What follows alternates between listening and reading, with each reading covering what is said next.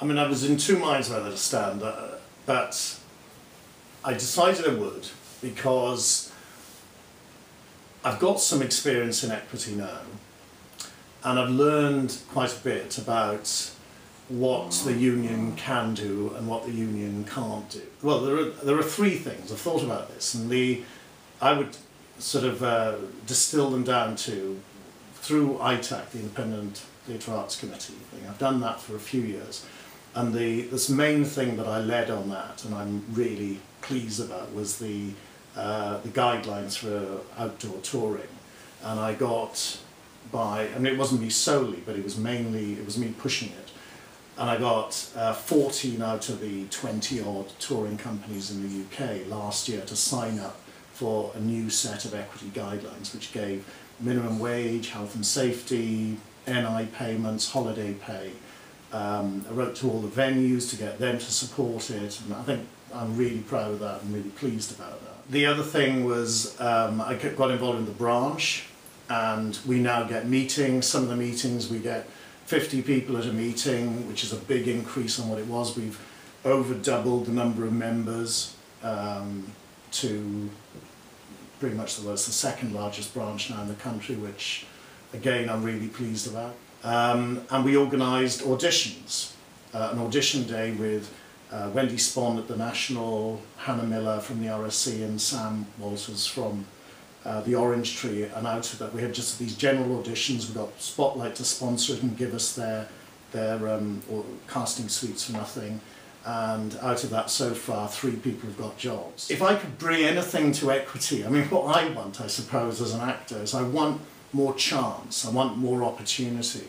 And I think that that's the sort of thing that equity can do. I think the strength of the union is absolutely first and foremost, because if you go into a cast and only 50% of the cast are equity members, you're significantly weaker than if 80% of the cast are members. So getting out there and recruiting people is really important. I firmly believe you've got to offer them something.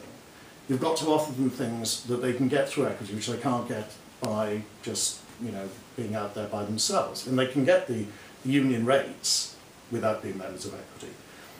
So I think things like, for instance, the audition days, those could be uniquely something that equity is organising. More branches could do that, or it could be done centrally. I think things like, a nightmare of touring I found is trying to find digs.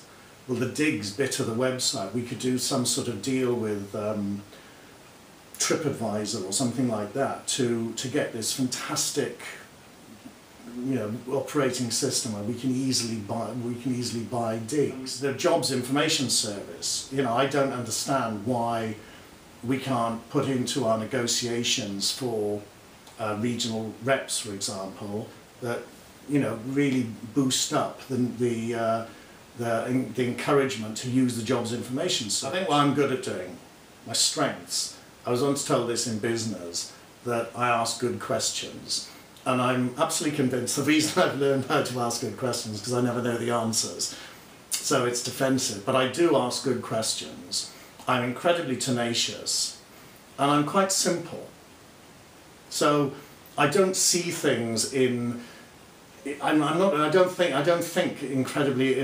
in a complicated way. And I think there are solutions to most problems. If you just think about them rationally, quietly, get rid of the politics, get rid of the baggage, and I reckon most of the time you can come up with a solution.